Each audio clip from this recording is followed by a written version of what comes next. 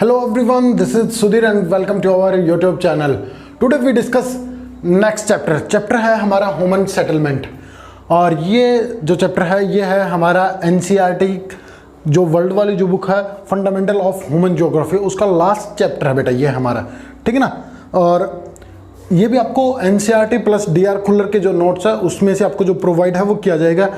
और आज केवल हम इसका जो इंट्रोडक्शन जो पार्ट है उसको डिस्कस करेंगे कि बेटा हम इस चैप्टर के अंदर क्या क्या जो चीज़ें हैं वो पढ़ेंगे। वो सारी जो चीज़ें हैं वो मैं आपको कराऊंगा। मैप भी इसके अंदर से आता है, वो मैप भी कराने की कोशिश करूंगा। जल्दी ही जो मैप की जो क्लास है वो आपको देखने को मिलेंगे बेटा। चलिए स्टार्ट करते हैं वीडियो। पहले देखिए नाम से स्पष्ट होता है ह्यूमन सेटलमेंट। सेटलमेंट क्या होती हैं पहले तो इनकी बात करते हैं, ठीक है ना। सेटलमेंट क्या होती हैं, फिर ह्यूमन सेटलमेंट क्या होती हैं और किस तरह से ये ह्यूमन के एक बेसिक नीड्स है, ये सारी जो चीज़ें हैं वो डिस्कस करेंगे इस चैप्टर के अंदर। चलिए स्टार्ट करते हैं वीडियो। अब बेटा shelter is the third basic need. जो शेल्टर है वो थर्ड बेसिक नीड है किसकी, ह्यूमन की, आफ्टर द फूड और क्लोथ के बाद।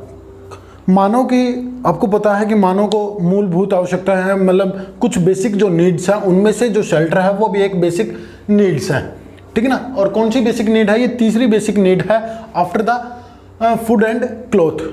भोजन और वस्त्र के बाद तीसरी ये महत्वपूर्ण क्या है, एक आवश्यक है, एक आवश्यक वस्तु है एक तरह से, ठीक है ना। अब बात करते हैं सेटलमेंट की। 10 कि ये क्या है कि अलग अलग साइज के होते हैं। The size of shelter many variation, मतलब इसके अंदर हमें अलग अलग तरह के जो वेरिएशन है वो देखने को मिलते हैं।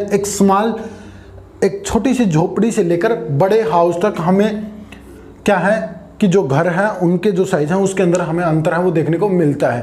कहने का मतलब है कि जो साइज़ होता है शेल्टर का, जो भी साइज़ होता है वो वेरी करता है, ठीक है ना।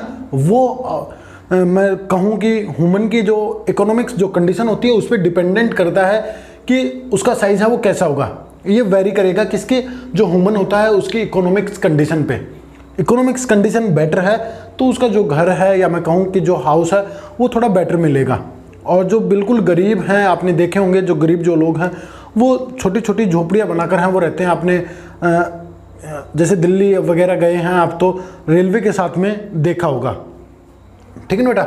We all live in cluster of house. हम क्या है कि हम सभी क्या रहते हैं, हम सभी जो क्लस्टर ऑफ हाउस, जो घरों का जो समूह होता है उसके अंदर रहते हैं। और इसी को हम क्या बोलते हैं, इसी को हम मतलब मैं कहूँ कि जो बस्ती हैं वो बोलते हैं, सेटलमेंट है वो बोलते हैं। We can call it a village, town और सिटी।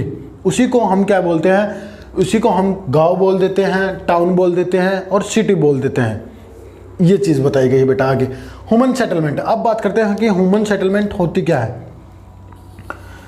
ह्यूमन सेटलमेंट के बारे में, ए प्लेस इन हैबिटेट मोर और लेस परमानेंटली, कि एक ऐसा स्थान जहां मानव रहता है, ठीक है ना। एक ऐसा स्थान जहां मानव हो वो रहता है और वो कहीं मतलब एक टाइप से परमानेंटली वहीं पे रह रहा है, ठीक है ना। ये एक टाइप से मैं कहूँ कि एक ऐसा घरों का समूह, एक ऐसा हाउस का ग्रुप होता है, क्लस्टर ऑफ हाउस, जहाँ पे पीपल हैं वो रहते हैं। पीपल लिव टुगेदर, हमेशा जो एक साथ जो लोग हैं वो रहते हैं, इसी को हम ह्यूमन सेटलमेंट है वो बोलते हैं बेटा, ठीक है ना। इसके जो change the shape of house, अलग अलग हम इसके जो शेप है उसके अंदर भी चेंज कर सकते हैं, अलग अलग तरह के आपने गांव के अंदर देखे होंगे। और चेंज द फंक्शन, और इनके हम जो फंक्शन है वो भी चेंज होते रहते हैं, मतलब टाइम के अकॉर्डिंग इनका जो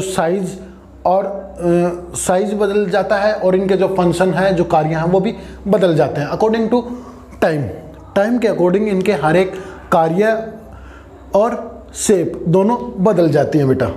there are many some settlement, कुछ सेटलमेंट ऐसी भी होती हैं जो परमानेंटली होती हैं और कुछ सीजनल होती हैं और कुछ टेम्परेरी होती हैं, ठीक है ना बेटा। ये याद रखना, टेम्परेरी या फिर शॉर्ट टाइम या मे बी सीजनल, या किसी एक पर्टिकुलर एक सीज़न के लिए जो सेटलमेंट है वो बस्ती हैं या फिर जो घर जो बनाए जाते हैं, ठीक है ना। जैसे आपने इंडस्ट्री देखी होंगी, पहले इंडस्ट्री को स्थापित करने के लिए आसपास की जगह पे क्या किया जाता है, जो लेबर है उसके लिए कॉलोनियाँ वो बनाई जाती हैं। बाद में जैसे ही वो तैयार होती है तो लेबर को भेज दिया जाता है दूसरे वर्क के लिए कहीं और काम करेंगे अब।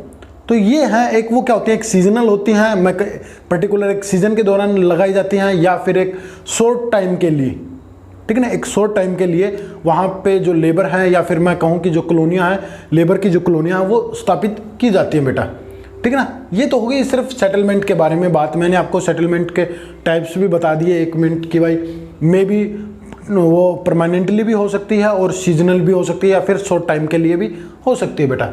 We learn in this chapter, इस चैप्टर के अंदर हम क्या क्या चीज़ें हैं वो पढ़ेंगे। क्लासिफिकेशन ऑफ सेटलमेंट, कि क्लासिफिकेशन ऑफ सेटलमेंट के बारे में डिस्कस करेंगे। Types and pattern of settlement, factor affecting the settlement, कि कौन से जो फैक्टर हैं वो अफेक्ट करते हैं किसको, हमारी सेटलमेंट को। Problem of rural settlement, classification of urban settlement. देखिए अर्बन और रूरल के बारे में हमने जो पिछली जो बुक थी हमारी उसके अंदर भी हमने पढ़ा था, जो इंडिया वाली जो बुक है हमारी इंडियन पीपल एंड इकोनॉमी, उसके अंदर भी हमने इसके बारे में डिस्कस किया है। अदीस अबाबा के बारे में पढ़ेंगे, ये इथोपिया की कैपिटल है, ठीक है ना, न्यू फ्लोर के नाम से इसको जाना जाता है। कैनबरा ऑस्ट्रेलिया की ये वो है कैपिटल है बेटा, Canberra. Types of urban settlement and problem of urban settlement, ये 8-9 टॉपिक हैं, और भी बढ़ सकते हैं बेटा, ठीक है ना। मैं भी कुछ देखते हैं, कुछ अलग से जो वीडियो हैं वो भी मैं बनाऊंगा, ठीक है ना। तो ये था हमारा आज का टॉपिक कि हम क्या क्या चीज़ें हैं वो इस चैप्टर के अंदर पढ़ेंगे, क्या क्या चीज़ें हैं वो हमने देखी हैं, ये सारी चीज़ें हैं वो मैंने आपको बता दी हैं। चलिए नेक्स्ट वीडियो के अंदर देखते हैं नेक्स्ट टॉपिक कि क्लासिफिकेशन ऑफ सेटलमेंट, कि जो क्लासिफिकेशन ऑफ सेटलमेंट है इसके बारे में डिस्कस करेंगे। आपको वीडियो अच्छी लगी तो लाइक करें, शेयर करें और चैनल को सब्सक्राइब जरूर करें। Thank you.